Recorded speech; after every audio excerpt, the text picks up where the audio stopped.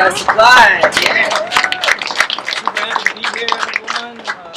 Very happy, very excited to see what's going on here. This is super awesome. Very stoked that I get to be a part of something like this. And the development of bonsai in America right now is really progressing. And it's because of places like this. So it's really important that we come out, we support the Bonsai Supply, we buy the products, because you're getting more than just these bonsai supply. You're getting demonstrations, you're getting information, you're getting teaching, and so that's really where it's at. And so thank you. Very happy to be here. Today we're going to be talking about Bougainvilleas, which are actually very popular here in South Florida. They can be actually pretty simple.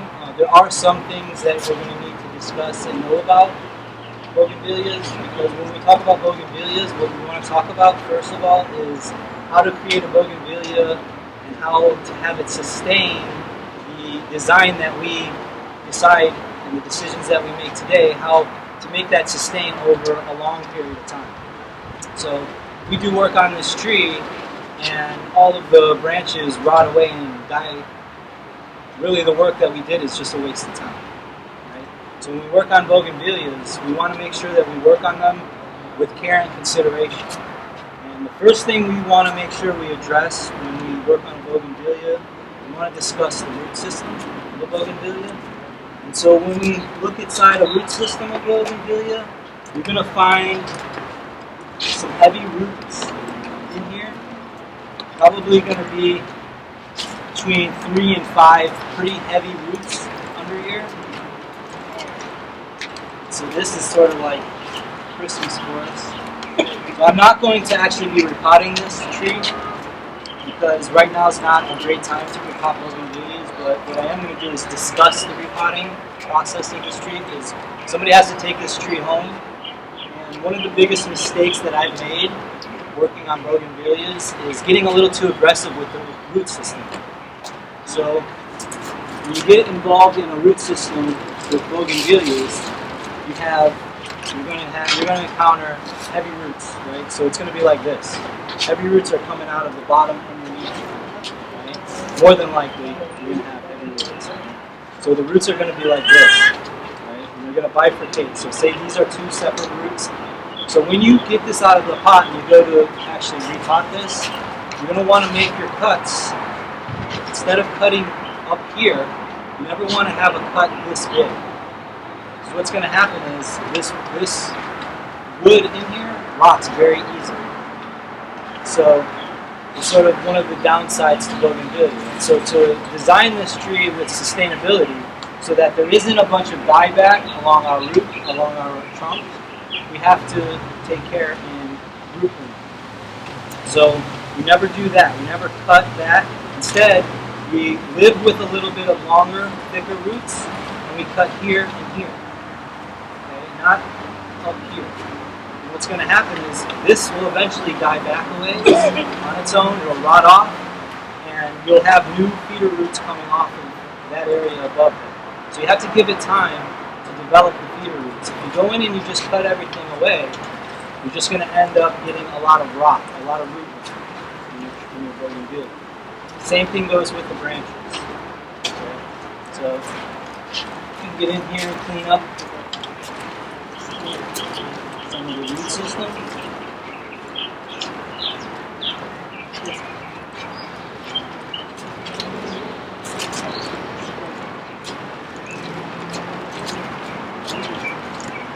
Same thing with the branches. If you start getting in here and you start cutting away a lot of the branches, anything larger than your finger can potentially have a lot of dieback on it. So the idea is we want to preserve this tree, we want to build this tree so that it can be shown for what Bougainvilleas are really good for showing, and that's for the flowers.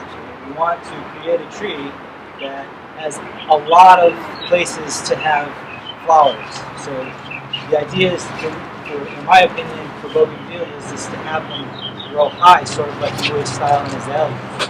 Okay, so you have, I would want to keep this tree about this high. And Bougainvilleas are vines, so they're going to naturally have a propensity to do that. they're going to naturally want to grow up over the canopy wherever they are growing. So underneath here are basically each root that comes off of here are basically tubes that go up to each leaf. Right? We go in here and I start cutting all these heavy branches off, there's going to be severe dieback and you'll get rotted. So I'm not going to do that, because that's not how I design Bougainvilleas. I want to design it where when we look at this tree in 50 years, it still has everything going on. There's no dead wood, there's no... because if you try to make dead wood out of a tree like a Bougainvillea, it's short-lived. It's not sustainable long-term. So we're not even going to give it a shot. We're going to continue to preserve the root system. We're going to continue to preserve the branches so that you don't have a ton of dieback, so you don't have a ton of dead wood on this particular tree, because it's not short-lived. It's just you're wasting your time trying to fight against Bougainvilleas that have a ton of dead wood. Now, if you have a Bougainvillea that has a ton of dead wood, that's where we're at. That's what we're working with. Rock on. Preserve it. Try your best. Do your best to preserve that dead wood. Fight the good fight. But inevitably, you're probably going to have to deal with the fact that dead wood is going to flake away. That's just Bougainvilleas. That's their habit. What they are is they're really just big tubes filled with a lot of water. Okay? And they carry they transport a lot of water. Right? There's the ability to, which is pros and cons, right? So the ability to take a cutting is actually super easy. You can take a cutting this big from a Bougainvillea, stick it in the ground, and if you leave everything on foliage, the cutting that you did, all of this foliage is going to generate root systems. It's a solar panel that's going to generate sugars and carbohydrates, which are roots outside of the area where you cut. Bougainvilleas have the ability to store a lot of living cells inside their system. So the bigger the cut, the better chance you have of actually getting a bonsai tree. Once that's happened though, once you make that cut and you stick it in the ground, you have to allow those roots to develop. Okay? How do we allow the roots to develop? We don't prune. We don't get in there and prune. Okay? You leave the tree grow. The more leaves you have growing on your tree, the more roots you're going to get. Okay? So super important if you want to do Bougainvillea cuttings. They're absolutely possible. A lot of trees are acquired that way. I personally can't drive by a Bougainvillea pile when somebody leaves it in their front yard without me like rifling through it, trying to find the thickest, weirdest contorted base so that I can make a bonsai tree, because they're actually really quite simple to make bonsai trees. But what you have to understand is when you start making a bonsai tree, you're actually beginning in a phase that's a structural phase. Okay? So we basically have two phases to our bonsai. The beginning phase is called the structural phase, and then your end phase, your goal, is the refinement phase, right? So we have a pendulum here, right? We have the beginning phase, and then it's going to swing into the refinement phase. Okay, but all of this in the middle is a process. Okay? We need to respect the process, understand that it's a process, understand that you're not going to go from here directly to here. But it's a process. Okay? We're going to swing, and once you get to here, once you get a nice refined Bougainvillea or bonsai tree, it's going to have to swing back, and you're going to have to eventually pull it back to its structure. And that's just bonsai.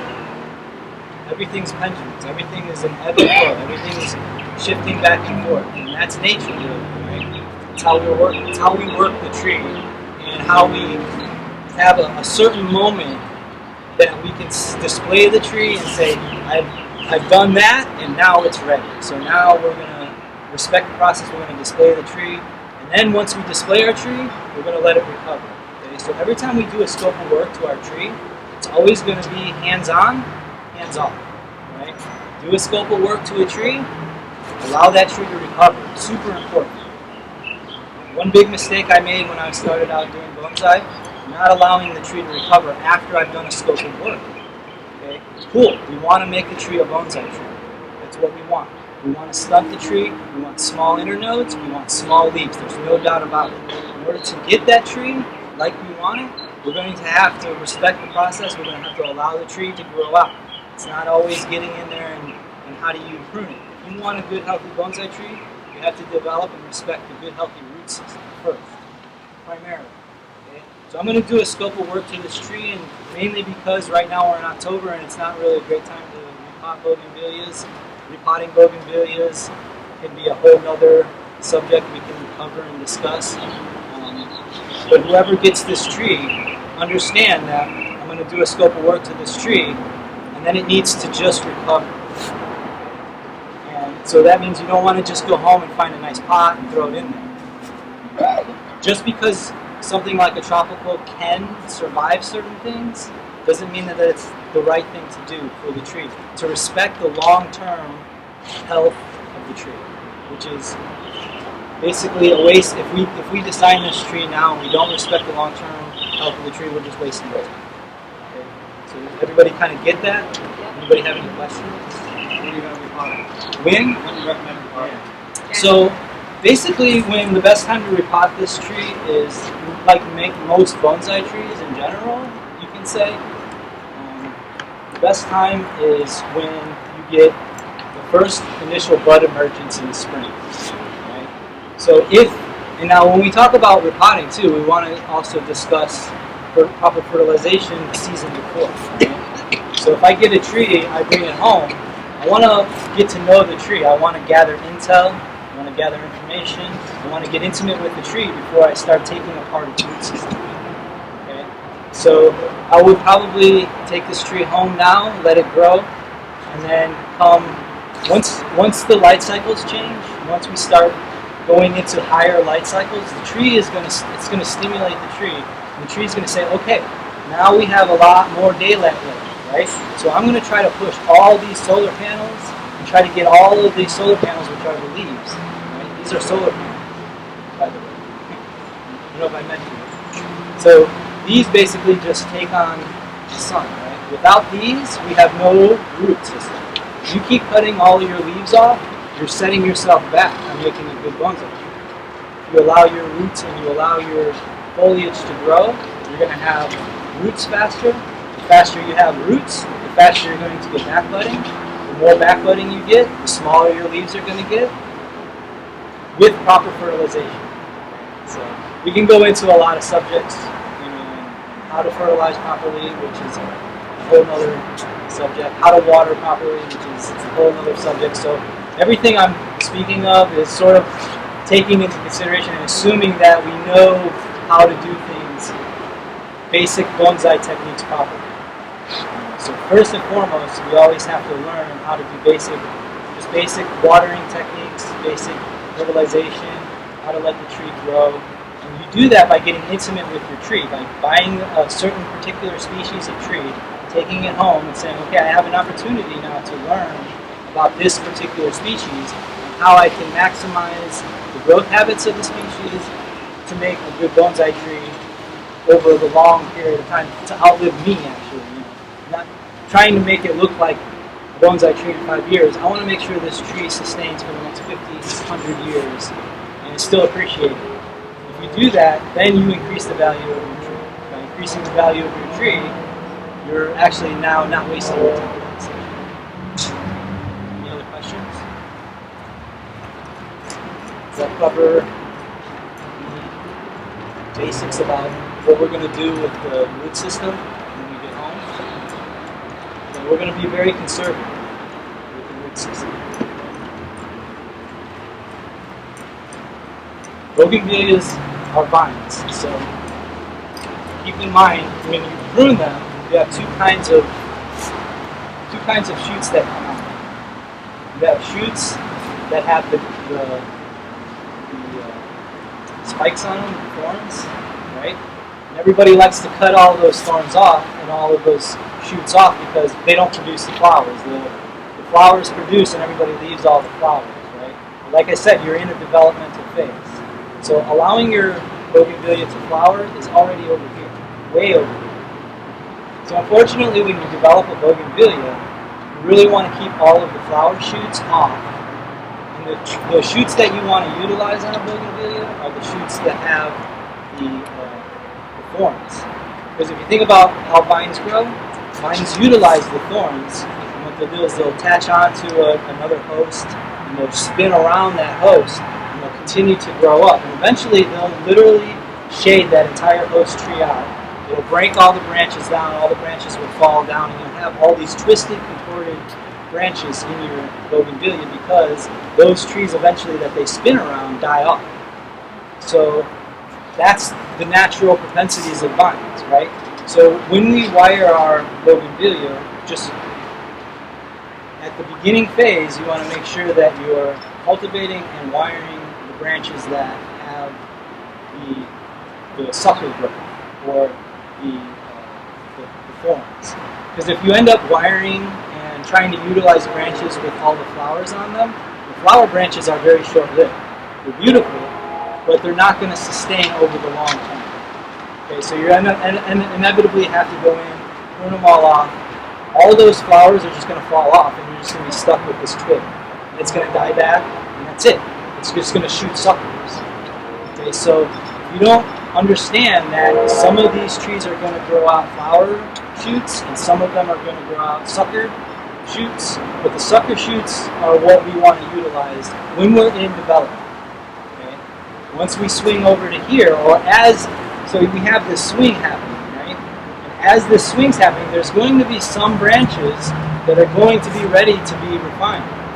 So there's going to be some branches that we can go in during this sort of mid-phase of the bonsai's development. There's going to be some branches where it's in this sort of teenage phase or whatever, where it looks like it can be mature someday and it may actually work out, but right now it's still looking kind of leggy and young. So the idea is to make an old tree. So very important that we utilize the sucker branches first in the development of the tree.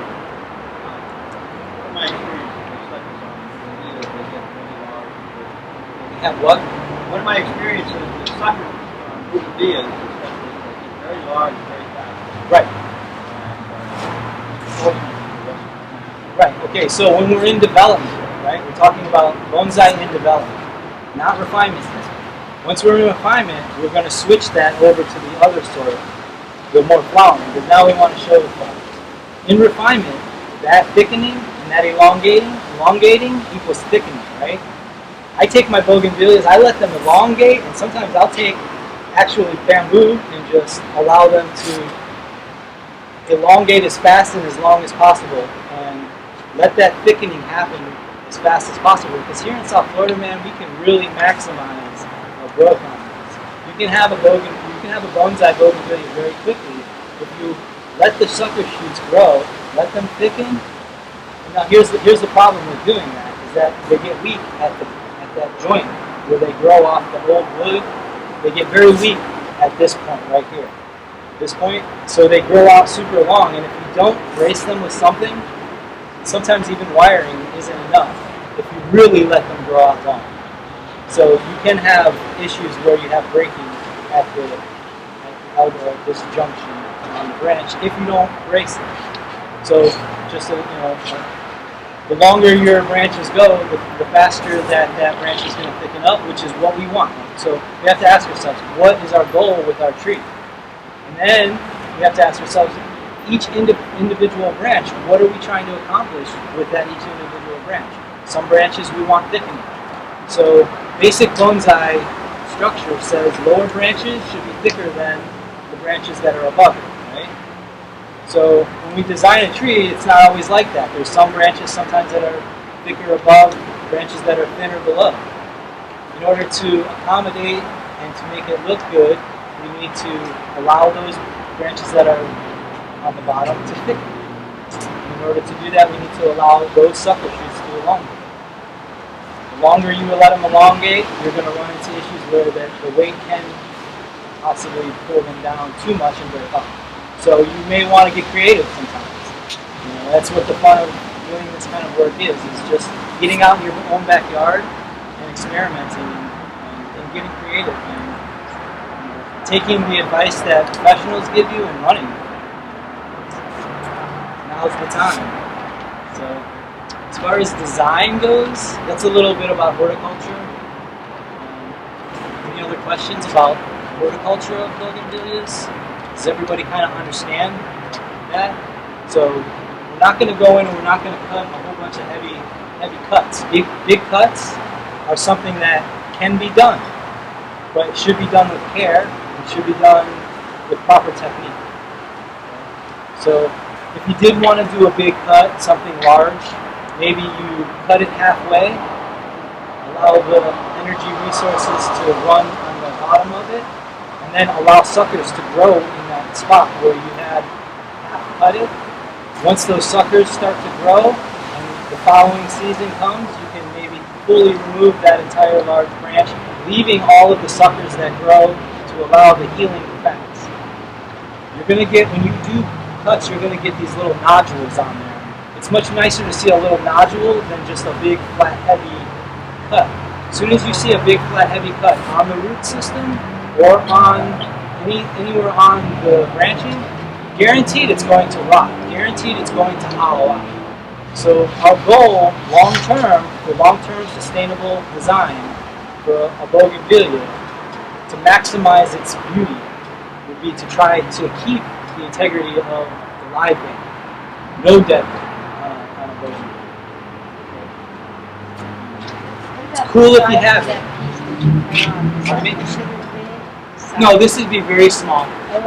Yeah, big would be, I mean, you can take a bougainvillea cutting that big, stick it in dirt, and if you let everything just grow out, you're going to get roots pretty fast. You're probably going to get dieback. Half of that branch is probably going to, or half of that trunk is probably going to rot away and die. You can still make a bonsai tree, but you're going to have to utilize some carving. You're going to have to really, you're going to be battling against it, against the bougainvillea.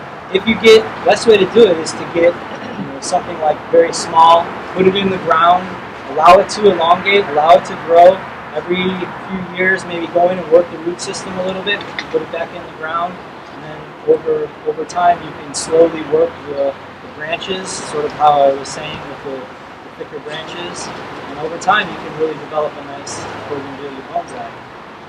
That's the way, sort of, let's say, the preferred way if you can do that. If not, you just keep it in this oversized container and let it grow out too. There's a ton of roots in here right now. So when you're developing your tree, why not use all of these roots? Why not? We're here. So there's no hurry getting it into a bonsai container. But you just have to understand that if you do a scope of work, hold off on the next phase. So if you have open heart surgery, you're not going to schedule a root canal. You know what I mean? You're going to hold off on the root canal until you're recovered from your open heart surgery. So doing bonsai root work is a lot like open heart surgery. And the aesthetics of the tree kind of come next. Right? A good bonsai artist can always bring this tree back to a beautiful aesthetic. What's important, especially as beginners, is to know how to maintain our trees long term, so that really you're not doing anything wrong, because there's a lot of pitfalls when you're starting out. There's a lot of lessons to be learned, right? And taking a conservative approach, taking a long-term approach is always beneficial for you. It's going to improve your confidence, right? So just because we can go in here, I can run this tree over with a lawnmower and something's going to shoot out where I left the pile. Just because that can be, it doesn't mean that if I do that, it's going to be a beautiful bonsai tree. Okay, so we want to create beautiful bonsai. We're at a great point in America, but we've been doing it a long time, and we need to step up our game to where we're doing great work, just like the Japanese. And the Japanese have been doing this work for a long, long time. So we have sort of like these people now coming back from Japan, teachers that are coming back with all this information, coming back from China, coming back from doing apprenticeships. So the information is here right now. And guess what? This is where it's at. So, any other questions? How often should you water this in? Watering? Yeah. So, any bonsai tree, watering is Is everybody aware of what watering does to a tree? Like, why do we water? Do you know why we water? So we water mostly to cool the tree, right? That's what watering is doing. Essentially, it's allowing transpiration, which is like sweating, right? So we drink water so that we can sweat. The tree needs to absorb water through its root system, just like I was talking about those tubes. These tubes are filled with water, right? So they go up to each one of these individual leaves, have a sweat pore, have tons of sweat pores all over the leaf, right? Each one of those sweat pores are basically attached to the tubes that are attached to your root system. Okay?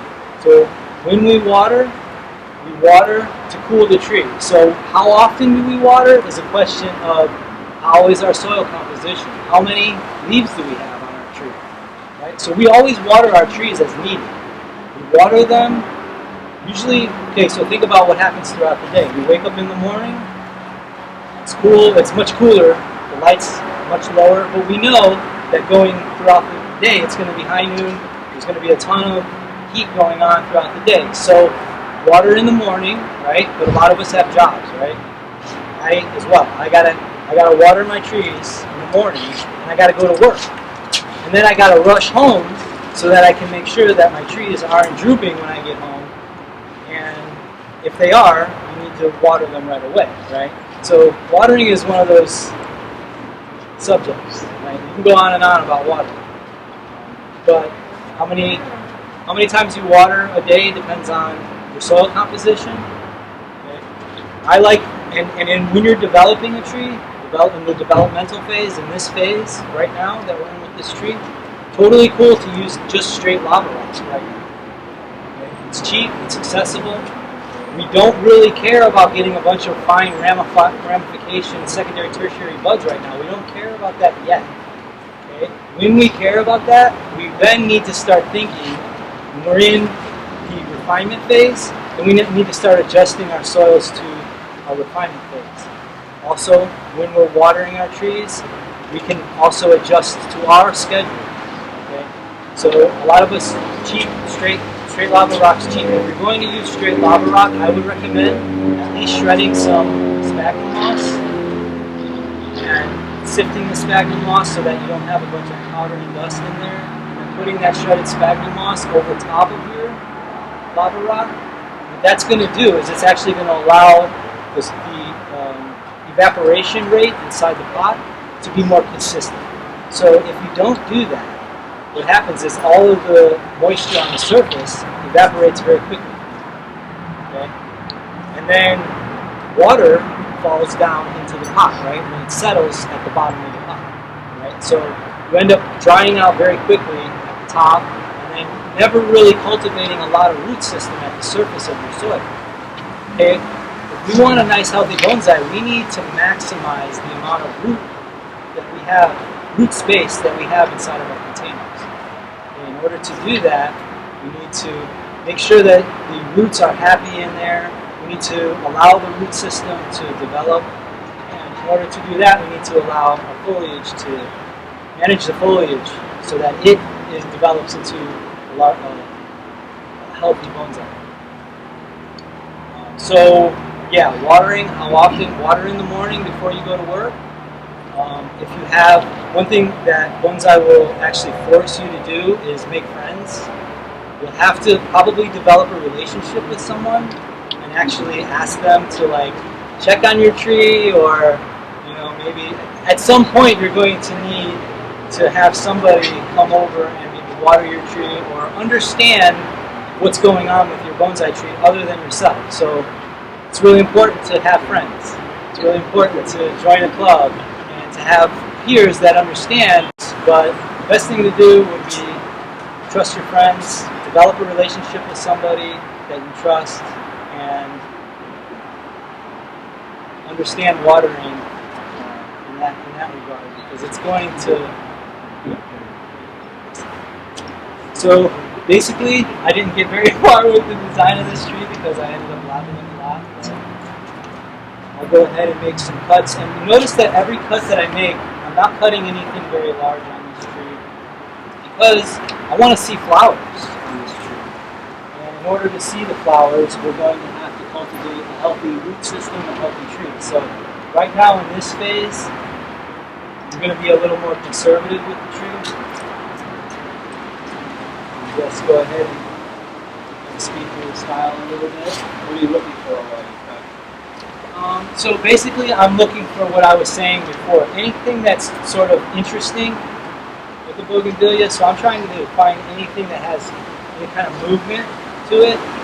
Just anything really straight can kind of go.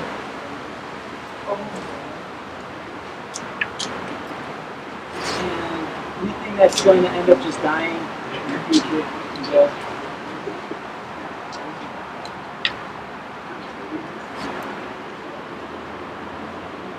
Is it best to keep your bonsais outside? Yes. Without a doubt. In the shadow of the back. Full sun, partial sun, or it depends on the tree? In some ways, it can depend on the tree. Generally, wherever you put your bonsai, for the most part, it'll probably adjust to that area. The key is to not get too crazy with moving it around too much. So, put your tree out in a spot, leave it alone, let it recover, let it develop, let it get used to that place that it's in. What we want to do is we want to pick a nice spot with our tree and rotate it. So otherwise what will happen is you'll get a bunch of growth this way, and you want to turn it around, allow that growth. So I don't rotate my trees probably as much as I should, but I try to rotate them maybe like once a month. At the National Museum, we would rotate the trees every Friday. We would turn them to the front, and then Monday after work, Monday after work, we would turn them to the backs. So you go to the National Arboretum in Washington, D.C., go from Friday to Monday, because then you'll see the front of the tree.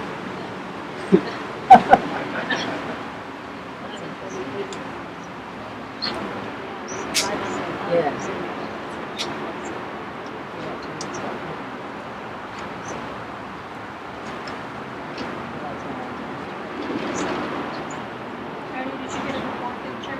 Pardon me? Did you get a before picture? Did I? Well, somebody. I know you have video, but I didn't know if you got a picture.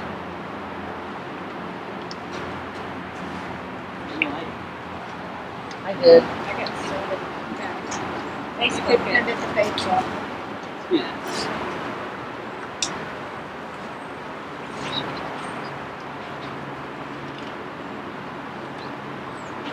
What about automatic feeders, automatic water? Automatic watering systems, sometimes that's what's necessary. I mean, if that's what you got, you're going out of town, probably better than the maid. I don't know. I mean, yeah, if that's what you have to work with, that's what you have to work with. If you use automatic watering systems, you should probably try to do the ones that soak the root systems instead of the overhead spray. Not that you can't use it overhead, you can, but I just feel like the ones that soak the root system are a little better.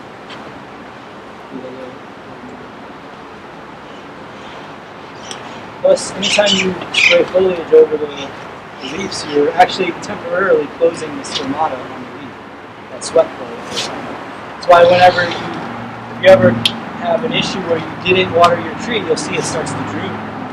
What you can do is you can actually spray the tree with mist, the tree. That actually allows the tree to cool down on the leaves. It allows the whole thing to kind of catch up. So it's a good technique. I mean, you'll see, like, in general, I don't really, I tend to just water the root base nice and thoroughly when you water. Basically want to flush the entire root system. Can you water too much? Absolutely. Watering as well is like a pendulum, right? So you have too wet, too dry, right? You go to work, you soak it, and if it pours down rain and you have months and months of rain, it can stay too dry and you may have to adjust things that regard, especially with the Bougainvillea. They like really dry, and you want to try to avoid any kind of rock. So yeah, absolutely, you can be too wet. Now, because we use a lot of lava rock here in our soil mix, it gives us a lot of leeway. So in dirt, yeah, using the lava rock, it's pretty tough to have too wet. I mean, you really kind of have to try. So lava rock has been a godsend for us. But when you start to get into real tight ramification, real short internodes, when you start to get to this end, where you want that real ramification, you're going to have to shift your soil to utilizing something like akadama in your soil mix, which is clay. It's from Japan. And I could talk about akadama quite a bit, but at this point we haven't found a replacement for it yet. And hopefully someday. The thing about plants and the thing about the root systems is they need three things, right? They need water retention in the soil mix. Okay, you need aeration in the soil mix. And you also need the ability to retain nutrients in your soil mix. So it's called cation exchange capacity, or CEC, which is similar to like carbon or like a magnet. The particles of akadama are actually charged, where nutrients can actually, the fertilizer can actually cling to the particle. So with akadama, you actually get all three of those things. So also you get that really fine, healthy root system using akadama. But in the developmental stage, it's not necessary. It's just a matter of how far do you want to take your tree, how far you want to go down the bonsai rabbit hole of knowledge. Eventually you'll get to a point where you're going to say, wow, I really do need akadama.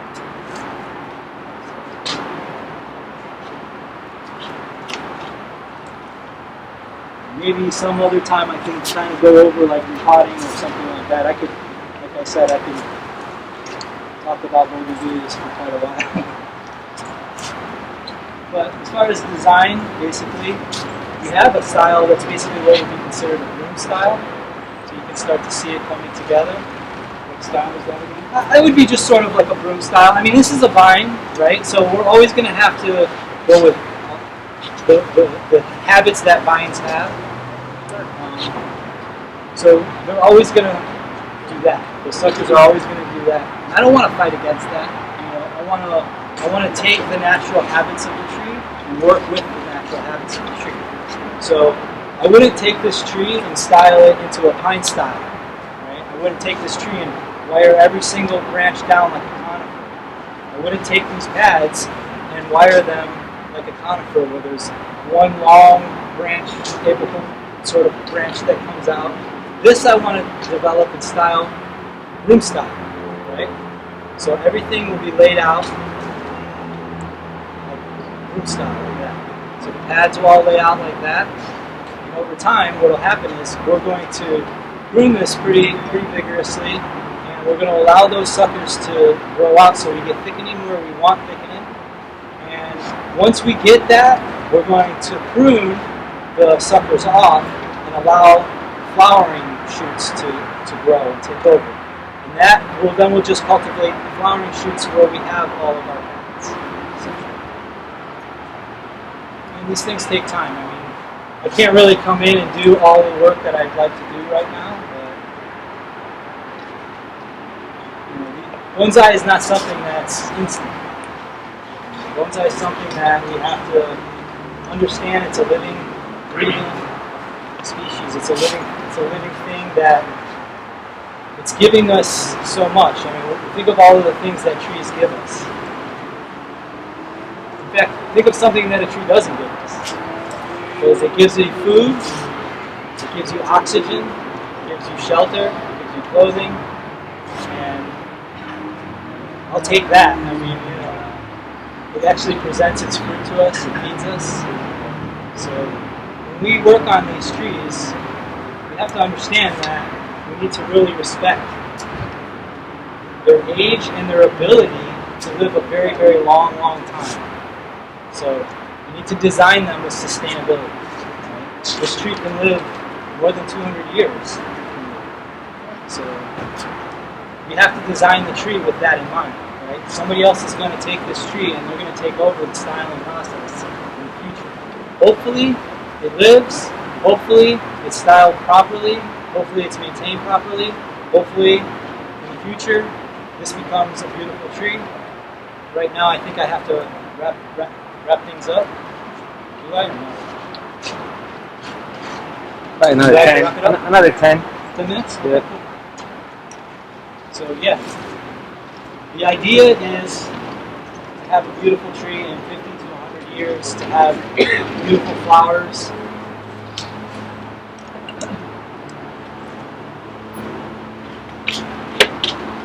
Notice none of the cuts that I made are very large. No large cuts on your Bougainvillea. Okay? If you do large cuts, make sure that you do them with some instruction. Have someone who kind of can guide you a little bit if you're a beginner, especially.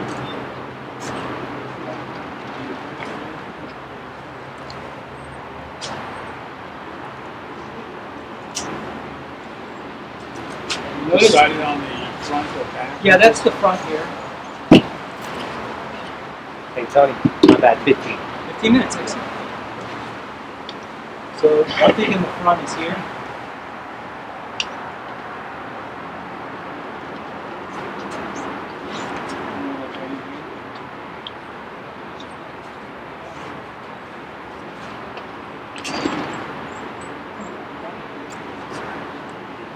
So now we have sort of this issue where there's, I want to have one of these, I want to have a little bit more compact than the other. So I want it to have some asymmetry.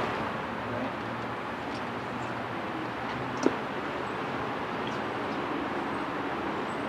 Because nothing says age like asymmetry.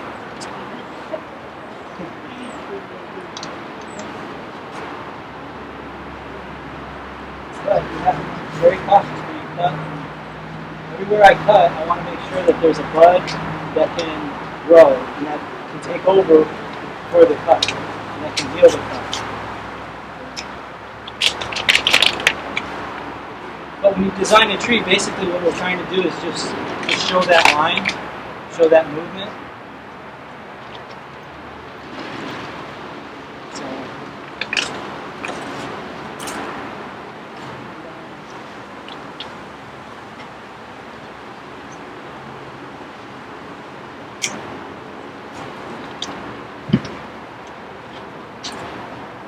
In the groove style that you're cutting in, the bottom layer should be more wider than the top. Well, correct? yeah, generally, yeah.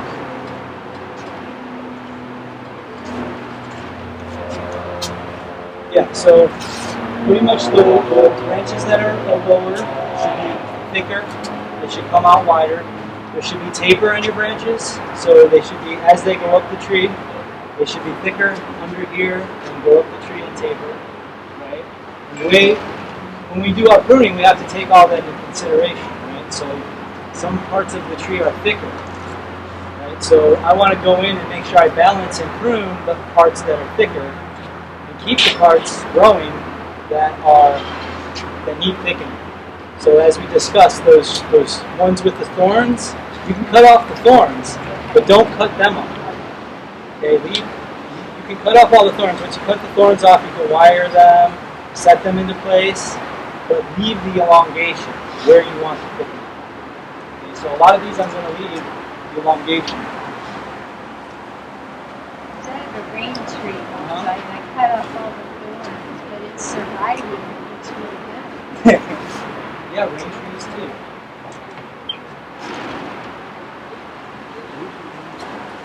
With the thorns and start to really kind of climb. You gotta think, what are the thorns doing in nature? Protecting the tree. The things that the tree do, any tree, when you start to work on them, start to give you clues. They start to speak to you. So you you start thinking of their natural growth habits and what they do, and it starts to give you clues on how to keep them healthy, how to keep them thriving. Ultimately, your teacher is nature. But getting a good teacher is super helpful because you can go around and around in circles trying to figure stuff out on your own. It's frustrating. If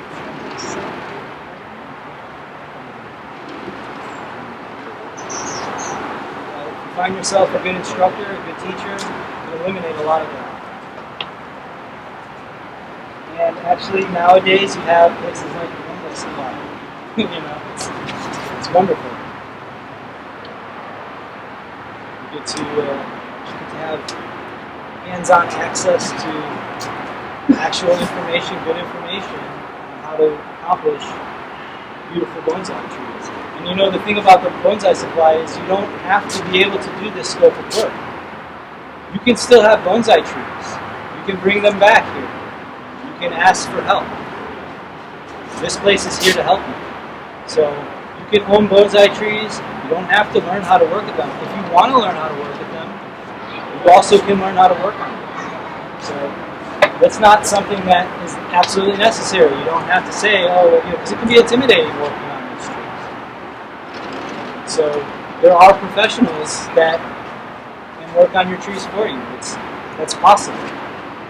You know, we're Americans. We like to work on trees ourselves. We like to take something that is inexpensive and try to make a profit, right? We're trying to improve it so that it becomes more valuable. Right? And it's sort of a part of our mentality. And that's cool, but that's not the only option. So you can buy a really nice, really well-refined bonsai tree. You can skip the entire process of the developmental phase and take care of some beautiful, beautiful bonsai trees. You can learn how to maintain them, learn how to fertilize properly, learn how to water properly, and bring the tree here, and the bonsai supply will work on your tree for you. So there's really no excuse, right, to not have a bonsai tree. So also, before I go, I want to talk a little bit about fertilization. One thing about Bougainvilleas, they're very, very vigorous, very, very hardy. You can fertilize them very vigorously. They'll grow. They're really one of the ones that I use a higher nitrogen. So you see here, it says 18,410. Right? Those three numbers are your nitrogen, your potassium, and your phosphate. Right? So the nitrogen is what's pushing growth. Right? So what we have to understand is that these leaves, the flower is actually on the inside, and that these are leaves. So if we want a lot of these, using a lot of nitrogen is actually not a bad idea. So generally with a lot of bonsai, once it's in development, we're going to use something like this, 18, very high number on nitrogen. Right? And once we get into the refined phase, you want to cut back on the nitrogen, you start developing more of the ability to flower more vigorously. So, cut back on the nitrogen, you're going to have shorter internodes, smaller leaves. Right? That's in the refinement phase. So we still have a ways to go on that with this tree, but I just wanted to touch a little bit on fertilizer.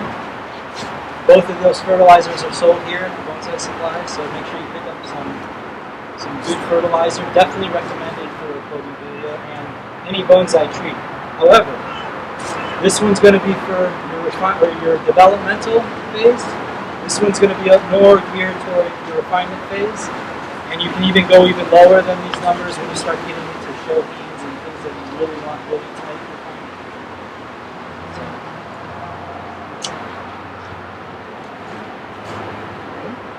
Any questions about fertilizing?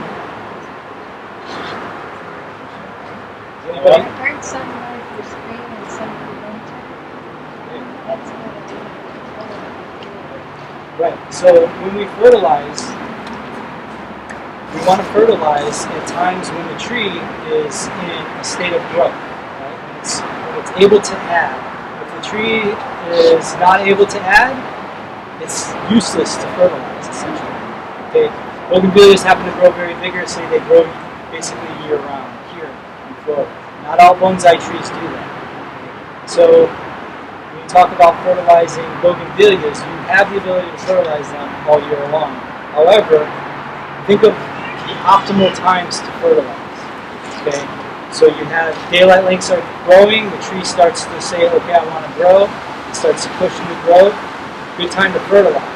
Okay, that's in spring, right? So after the spring comes, we in South Florida, our longest dormancy period is in the heat of our summer. So we have a really, really hot summer, and the trees stop growing. They just don't do it. They just stop. So if we start adding fertilizer to trees that are not growing, we're actually defeating the purpose of watering. Because now you're adding salts to a container that's not actually pulling at its maximum speed, its maximum rate. So when you fertilize, you want to fertilize when the tree is at a time of transition, when it's pulling a lot of nutrients from the soil system, from the root system. So we have two dormancies, right? We have cold of the winter, the really cold winter. Not actually a winter here in South Florida, but the light cycles are really what determine the winter. So we have not quite a cold winter, but a winter that has really, really low light cycles. Okay? It induces a dormancy. There's not a whole lot of growing. You don't need to fertilize much. Right? If your trees are continuing to grow, if you're got this little microclimate in your backyard and it's just growing and growing, more power to you. But I would still taper that fertilization process. So usually what I'll do is in March I'll start with a light fertilization application.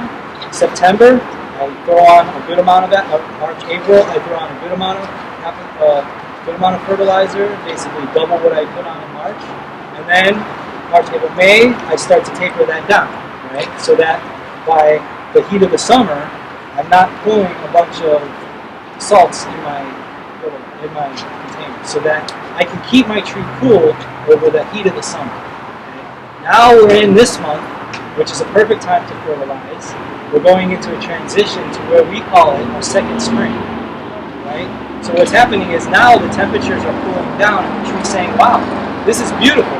I'm going to start seeing what I can push and just give my last little push before the winter dormancy comes, so I can just try to get build a little bit more ability to put on sugars and carbohydrates over the winter."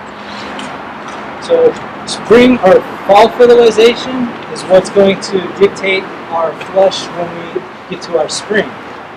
Okay, that dormancy period, nothing's going on. So most of the time to fertilize even our refined trees is right now. If you want small leaves and you defoliate your tree in the spring, and then you dump a bunch of fertilizer, you dump a bunch of 10, 18, 4, you're defeating the purpose of fertilizer. Or you're defeating the purpose of defoliating. So defoliate your trees in the spring, but don't pump a bunch of fertilizer on them if you want small leaves. Okay? If you don't want small leaves, if you're in developmental phase, do not defoliate. Keep the solar panels going. Keep them things growing. And you will develop your tree much faster and a much healthier tree in general. Any other questions?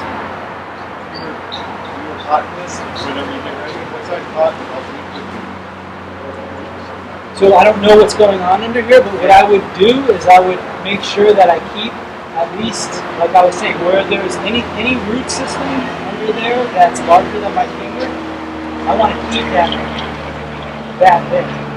Because if I cut that, what's going to happen inevitably is that will rot from the underneath. When you start getting rotting in those roots from the underneath, you're never going to stop it from rotting all the way. Okay? Huge key, important thing about taking a bougainvillea from dirt and putting it into a bonsai container. The depth of the container is maybe you're not going to be able to get it into that really small container right away. Okay? Yes, it's possible, but it's going to take some time to develop that root system so it can rely and build and sustain, and never will you have a large cut that won't rot on a bougainvillea. Never. Any large cut, in the root system especially, is going to rot. You're going to end up with a hollow bougainvillea. And essentially, really what that does is it somewhat devalues the tree. So you'll see a lot of those. You'll see a lot of bougainvilleas around that just have a lot of dead wood and a couple of live veins coming out, and cool, work with it. But ultimately, this is what we want to start with. There's no real deadwood in this feature. There's a little bit here, and you can see, I can see this piece of deadwood. I can literally just clean it out with my thumb. Like, that's the wood. There's no preserving. So we need to get rid of the idea of having deadwood on our bonsai, on our bougainvilleas, essentially. We grow them like azaleas, not for deadwood. We grow them for flowers. Anything else? Awesome. Bonsai supply, been great.